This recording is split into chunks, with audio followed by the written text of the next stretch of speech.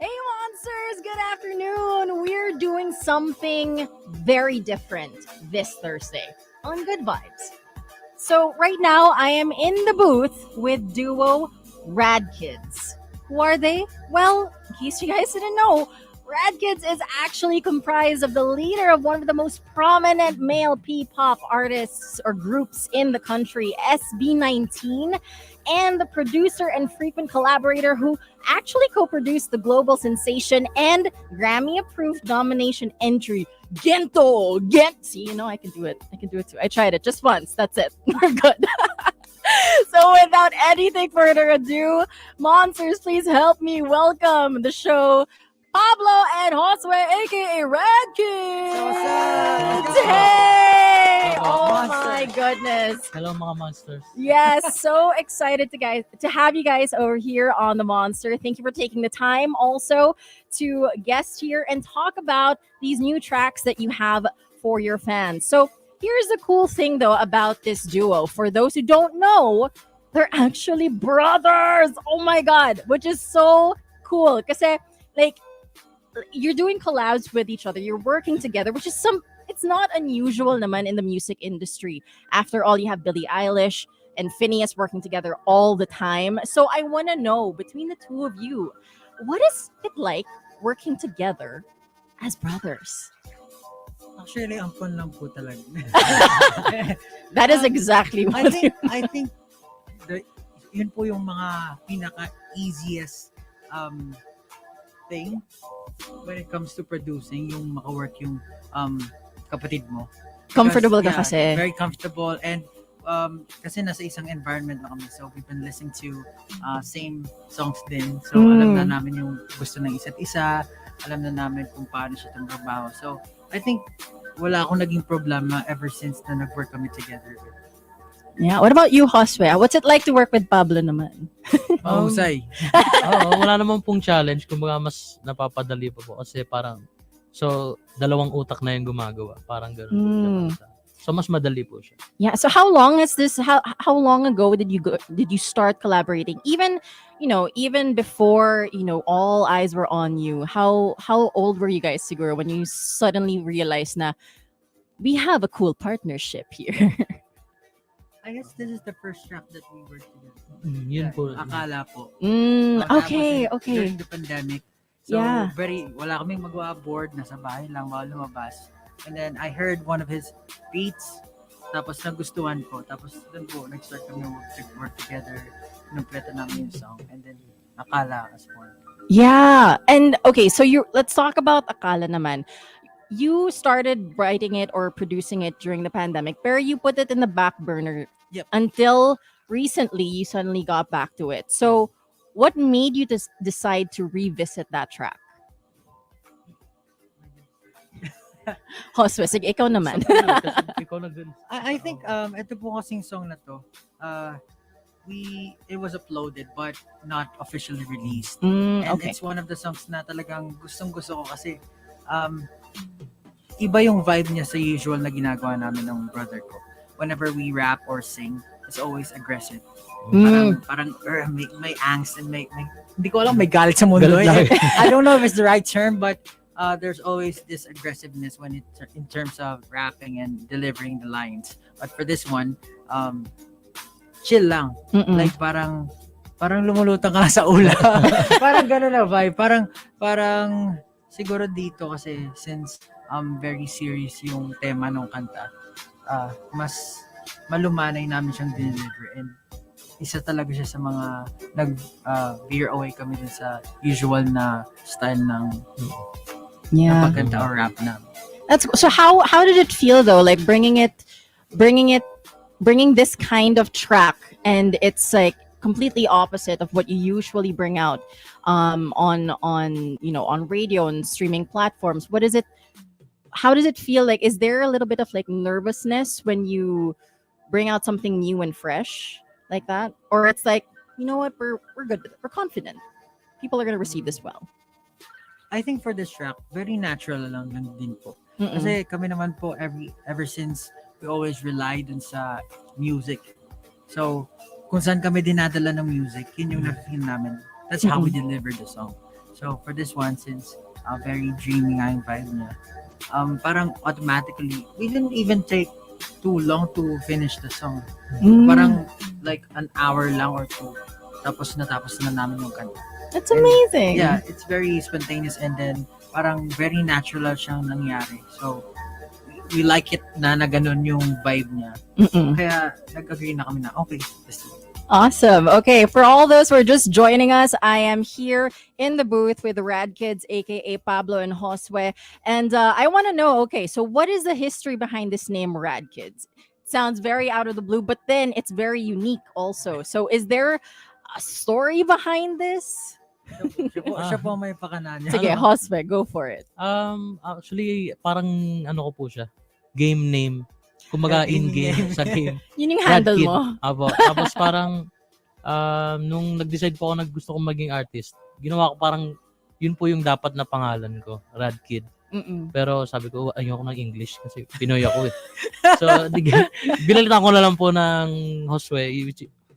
Yun po. Tapos parang nung nag-isip kami magkaroon ng collective na parang group, doon ko na lang po nilagay yung Radkidz. Mga mas bagay po siya kasi may letter Z na sa dulo. Para plural kayong dalawa kasama kayo. All right, now we know. Thank you for sharing that with us. Now, Pablo, I want to ask though, like, how different are the challenges now in becoming a soloist, experimenting on it, as being compared to being part of a group? I think being part of a group is hard, but being a soloist is harder. You'd think na mas madali kapag mag-isa ka. Pero ako kasi I think very hard din ako sa sarili ko na parang hindi ako pumapayag kapag hindi ako nasa-satisfy, talagang pinupok ko yung sarili ko. Unlike kapag nasa group ka, when you're working in the group or group setting, kailangan laging may compromisation, mga ganon.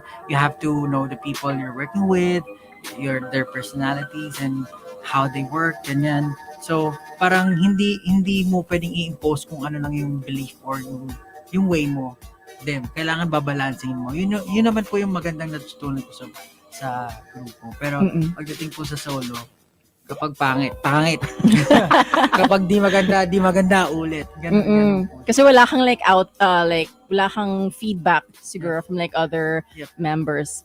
Do you have moments when you like kind of doubt yourself, or do you sometimes refer to your brother naman na parang, Josue, okay ba to?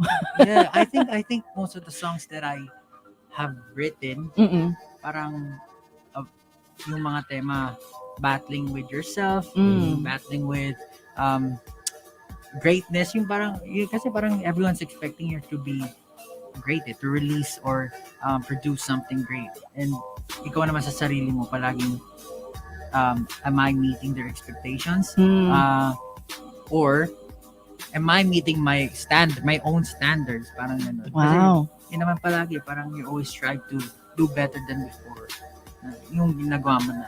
Yeah, I love that. And actually, Akala was written it was inspired about like alcohol consumption, at least like during the pandemic, because that was a way for many of us actually to like numb whatever it was we were feeling, experiencing during that time.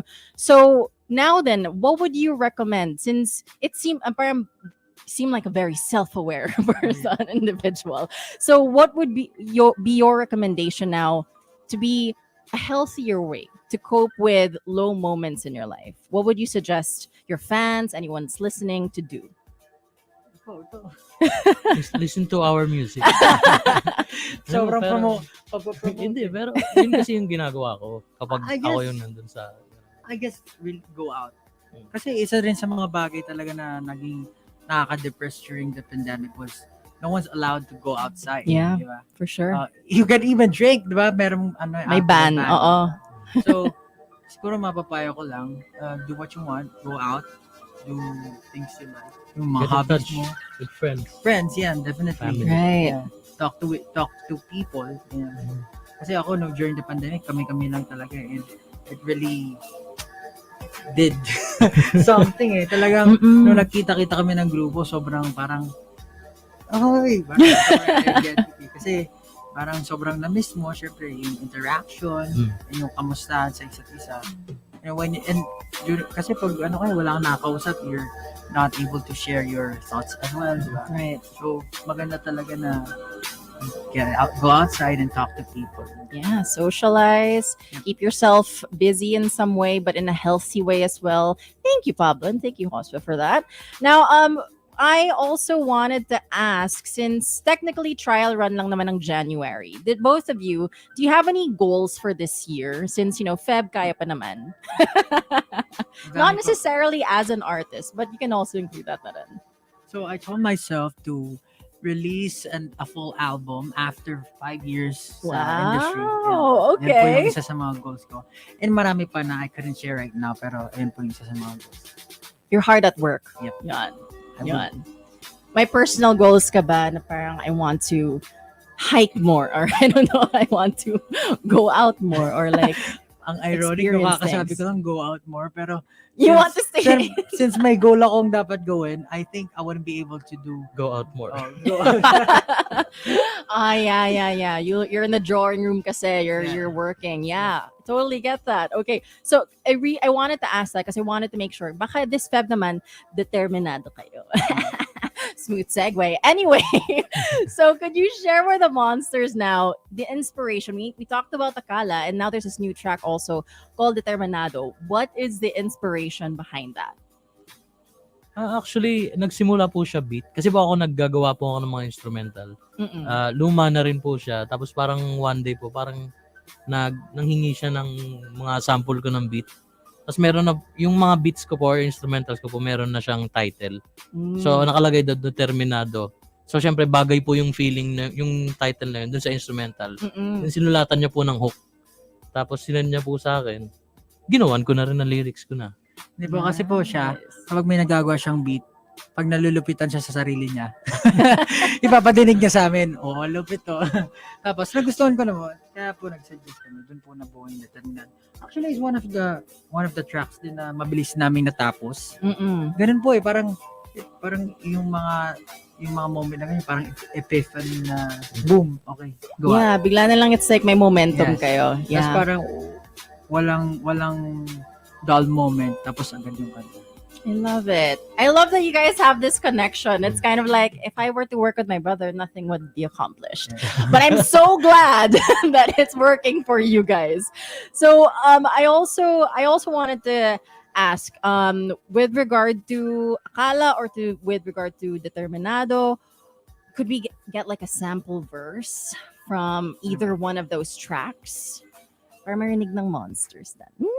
Siguro po yung both po ba? No, either one. You can choose which one. Para at least ano na lang, para mas chill yung akala Akala. na pre-chorus. So, 5. Pare, tingnan mo! Tuloy ang pag-ikot ng mundo. Kaya itagay mo. Bukas babangon rin naman tayo. Yeah, pero di lang sa ngayon. Alakakala, kumawala, sa wala, at ng aking problema. Medyo na. 5, 6, Pinil ko na. Alakakala. Alakakala! All right. Oh my gosh. Thank you for the sample. That was so awesome. And for at least the Monsters to get a taste of what it's like, we will be playing Akala at the end of this interview as well, for sure. But also, who do you look for when you guys, as a duo, who do you look for in terms of music inspiration naman? Like, which artists or which genres do you like to focus on when it comes to producing tracks? Ako po, personally, I like watching movies. When Okay. I'm trying to find Yeah. inspiration. Kasi po, more than just music, I like how the music, yung ano po, ang tawag dun? Yung soundtrack, yung background music. Yeah, what's it called? OST. Scoring, yeah. The Scoring, okay, yeah. Because it always adds something. Kapag wala yung scoring, hindi mo mararamdaman yung situation. Ibang-iba yung nagagawa ng scoring ng movie kapag sinama siya doon sa mismong scene. And that's, yun po yung gusto kong ma-feel ng mga tao when they're listening to my music. Na parang That's it's not just me spitting words or putting instruments all together to make a music, but the feeling, yun po. Kasi yun yung nakakapagpamove sa mga tao kapag naramdaman nila. For sure. What's one movie that you can mention na parang you would go back to kasi parang it's like the score was just so good. Memorable. Series wala. Pero po Mga siguro series. mga series like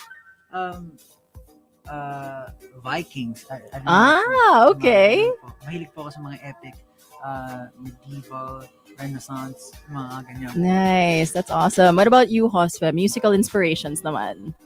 Ano lang po pag may naririnig lang po ako sa mga playlist na kung ano po, minsan po kasi nagsisearch din po ako ng playlist para may matutunan akong bago sa music. So, kapag halo-halo po yung napapakinggan ko, medyo na-apply ko rin po siya sa creation process ko po pag naggagawa po ako ng instrumentals. So, din, movies din po, o kaya movies. Is there particularly like one genre siguro na parang you're currently maybe obsessed with or experimenting on together? Pop po. Yung pop po ng mga katulad nila. Parang news din kay Pablo pop, to. Hindi po kasi Pop yung parang tinatry ko po ngayon siya kasi mas minsan po mas complicated yung mga areglo ng pop kumpara sa mga hip-hop na nagawa ko po. Kasi sa hip-hop po puro loops lang or samples, mga ganun po siya. Pero sa pop po na naririnig ko ngayon, tulad din yung ibang kanta nila kung sino-sinong artist na international. Natutuwa po ako sa arrangement, pero nahihirapan din po ako magawa ng ganun type na. So, hinahasa ko po yung skills ko pa for that po. All right. And we're nearing the end of the interview, but I also want to know, do you have any dream collab artists that you'd like to work with one day? Can be local, can be international. As Radkidz, who would you like to include in an album? ang dami pong mahusay dito sa Pinas eh. Yeah, pwede local naman. We admire a lot of mga napapakinggan ko recently, sina Arthur Neri, si JK, si Juan Carlos, sina Zach, sa hip-hop scene naman, sina Flo G, yan po. Kasi po mahilig ko, as in lahat po ng music pinapakinggan namin. Kasi hindi mo pwedeng isaray. If you're someone into music and you're trying to produce, you have to listen to all. Be open. Lahat Be open sa lahat Yeah. Sa international naman, si Bruno Mars. Nice. Bruno Mars. Yeah. Josue, in agreement or you wanna add? In agreement. yung mga beats din, instrumentals po ni Bruno Mars din yung mga parang pinakinggan ko lately. Para matutuwa po ako ng mga. Tsaka po sa bahay, pag nagpatugtog yung isang tao, dinig po namin so same lang po kami na dito. All right. Well, for the fans who are listening, there are, I'm assuming, by the thousands listening and watching also on our Facebook Live, our YouTube, and our Twitch as well. Go ahead and invite the listeners, the monsters, to listen to Akala, to Determinado. Go ahead. To all the monsters and all the people listening right now, we just released our latest songs, Akala and Determinado. Available na po yan sa lahat ng platforms. You can listen to it. Please do give a chance to our music, and we hope that you like it and hope that you get something from it. Radkidz, Pablo, and Josue, thank you so much. Thank you. Yeah. Thank you very much, Pablo and Josue, aka Radkidz. Such a great honor to meet you guys as well. And I believe we have one last thing to do, which is